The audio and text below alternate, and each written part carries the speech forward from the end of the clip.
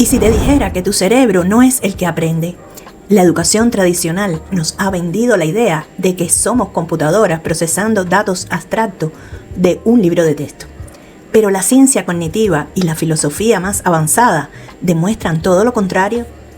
Bienvenido. En los próximos minutos vas a descubrir cómo utilizar la fenomenología de la percepción de Merleau-Ponty, no como una teoría abstracta para abordar tu marco teórico, sino como una herramienta metodológica exacta para evaluar proyectos educativos con realidad virtual. Evitarás el error común de plantear una investigación superficial y aprenderás a diseñar un análisis cualitativo robusto que sorprenderá a tu tribunal de tesis. Soy Luisa y mi objetivo es traducir la complejidad de la alta teoría en pasos prácticos y resolutivos. Hoy deconstruiremos este puente filosófico y tecnológico en 3 etapas claras. Primero, desmantelaremos el mito del dualismo cartesiano mediante el concepto del cuerpo propio. Segundo, analizaremos un caso real en entornos virtuales. Y al final, te daré el framework exacto para codificar estos datos en tu investigación cualitativa. Quédate hasta el final porque abriremos un bucle clave sobre cómo diferenciar este enfoque de la hermenéutica tradicional. Comencemos sin rodeos técnicos innecesarios. Durante siglos, la educación formal se ha basado en el paradigma cartesiano. La idea de que la mente es un ente aislado que procesa información y el cuerpo es solo un vehículo. Merleau-Ponty rompe esta noción en su obra cumbre de 1945. Él nos dice que no tenemos un cuerpo, somos un cuerpo.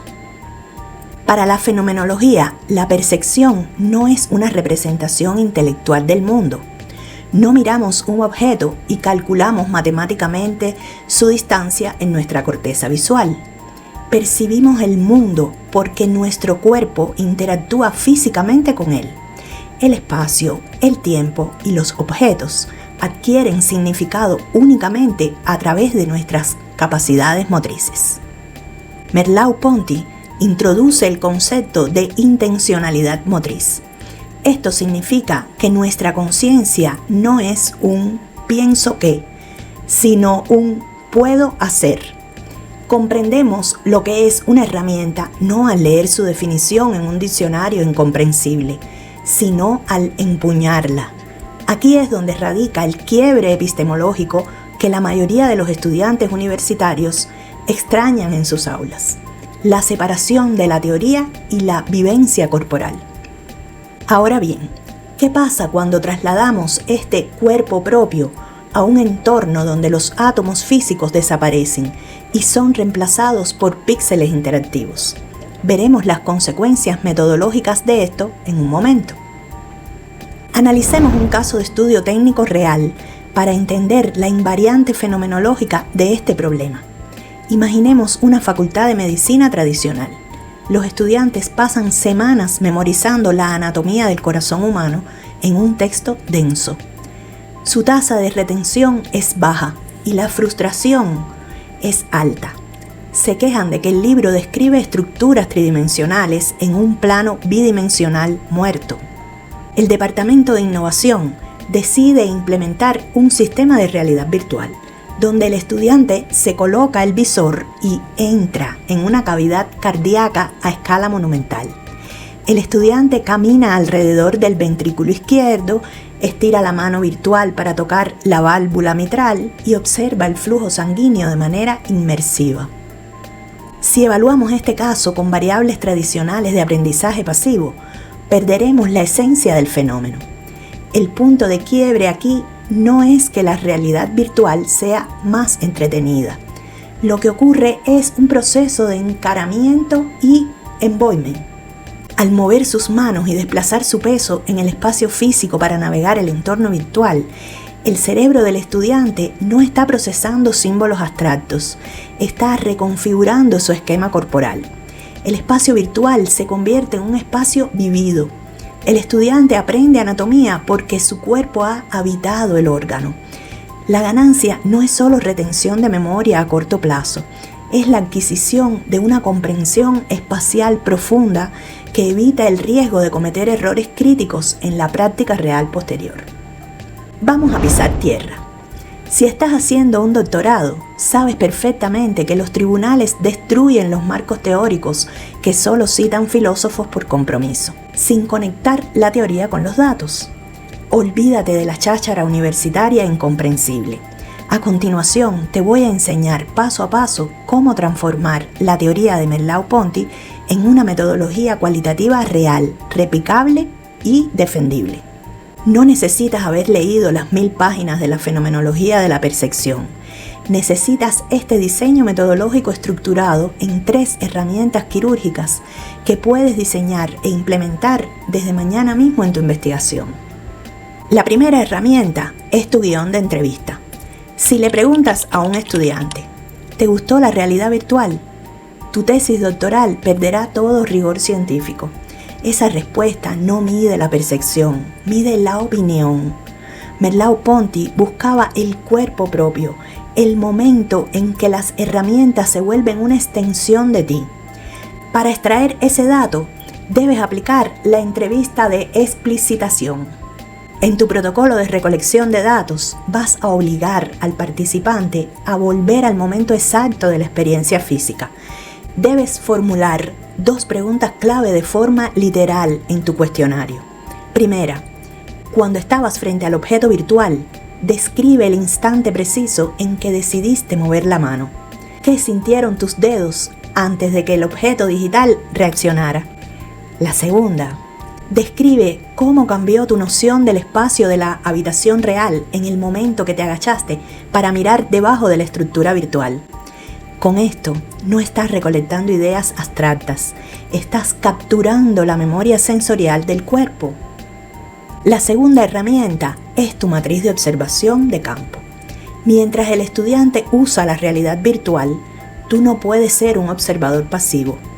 Vas a registrar los movimientos del cuerpo físico en el espacio geométrico para analizar la construcción de la espacialidad vivida.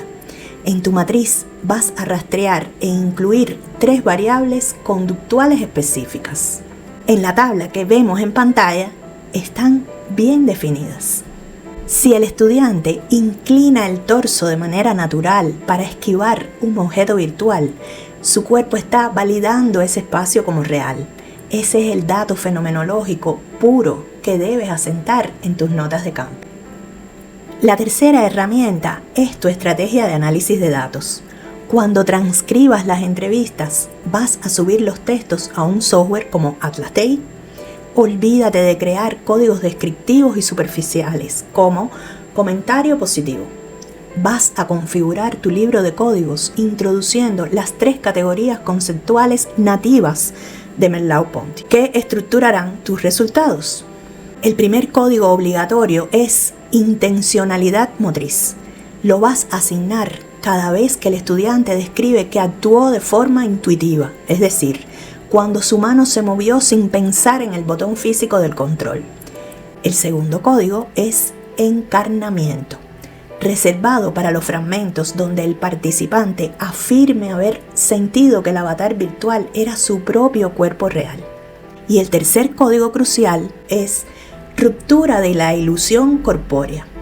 Lo aplicarás cuando el estudiante mencione un error técnico, un retraso en la imagen o la falta de peso del objeto virtual que lo haya hecho recordar bruscamente que estaba de pie en un laboratorio universitario con un plástico en la cabeza. Al cruzar la frecuencia de estos 3 códigos en tu matriz de concurrencias, obtendrás un mapa exacto de cómo el diseño de la realidad virtual afectó el aprendizaje encarnado. ¿Te das cuenta? Esto ya no es filosofía etérea de biblioteca, es ingeniería metodológica cualitativa para una investigación doctoral de alto nivel. Y esto nos lleva directamente a entender el verdadero peligro metodológico: confundir este análisis del cuerpo con la intervención del lenguaje, un error común que te explicaré a continuación. Escríbeme en los comentarios cuál de estas técnicas es la que usarás para estudiar o en tu investigación o tu tesis.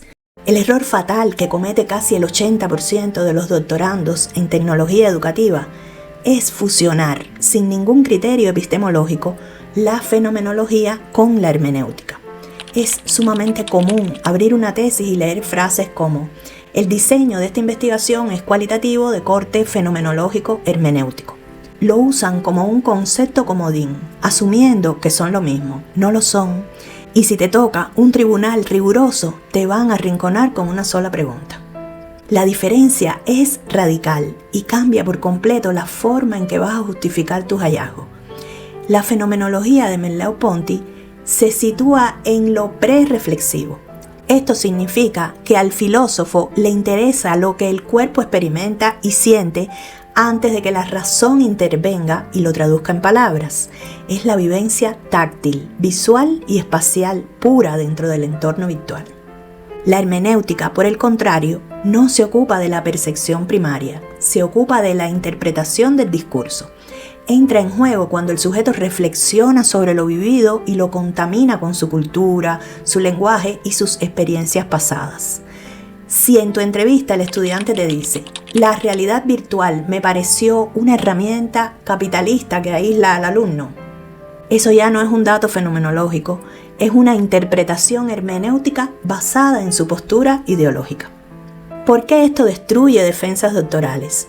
Porque si tus objetivos de tesis prometen analizar la percepción encarnada del usuario, según Merleau-Ponty, pero tus conclusiones se limitan a analizar las opiniones políticas o el nivel de agrado de los estudiantes sobre la tecnología, habrás cometido un sesgo de validez interna, habrás prometido fenomenología y entregado hermenéutica. Grábate esta regla de oro. Si tu análisis de datos se centra en cómo el cuerpo del estudiante se adapta, habita e interactúa con los píxeles, estás haciendo fenomenología. Si te centras en lo que el estudiante piensa u opina sobre una interacción una vez que se quita el visor, estás haciendo hermenéutica. Mantener esta frontera clara en tu capítulo 4 es lo que verdaderamente va a demostrar tu madurez científica ante el jurado. Muchos investigadores cometen el error de pensar que si no hay trajes ápticos avanzados, no hay fenomenología corporal. Esto es un mito. Merleau-Ponty demostró que la percepción visual está intrínsecamente ligada al movimiento potencial del cuerpo. Aunque solo uses un visor y la mirada, tu cuerpo proyecta su capacidad de acción en ese espacio. Para defender la validez de este enfoque cualitativo ante un tribunal rígido, debes apoyarte en la triangulación metodológica. Contrasta las bitácoras de observación del comportamiento kinestésico del estudiante con las transcripciones de las entrevistas fenomenológicas profundas. Esto demuestra rigor científico, no solo especulación filosófica. Te propongo un ejercicio práctico para tu proyecto. Toma un solo objetivo de aprendizaje de tu propuesta pedagógica en realidad virtual y tradúcelo utilizando el framework SMART. Define una acción motriz específica, medible, a través de la interfaz virtual y que sea directamente relevante para la adquisición del concepto teórico. Escribe tu planteamiento en los comentarios y te daré mi feedback directo. En resumen, la fenomenología de la percepción de Merleau-Ponty no es teoría muerta de biblioteca, es la clave estructural para entender cómo los entornos inmersivos como la realidad virtual educan a través del cuerpo propio, rompiendo el estigma de la educación aburrida y meramente discursiva. Si aplicas este nivel de deconstrucción conceptual en tu marco teórico, transformarás tu tesis por completo. Ahora que entiendes cómo el cuerpo percibe la realidad virtual, surge una duda metodológica crucial. ¿Cómo cambia este análisis si pasamos de la percepción corporal a la interpretación cultural del entorno virtual? Esa es la delgada línea que separa a la fenomenología de la hermenéutica. Un tema fascinante que deconstruiremos paso a paso en nuestro próximo video. Haz clic en el video que aparece en pantalla para dominar los diseños cualitativos avanzados. Nos vemos en la siguiente clase.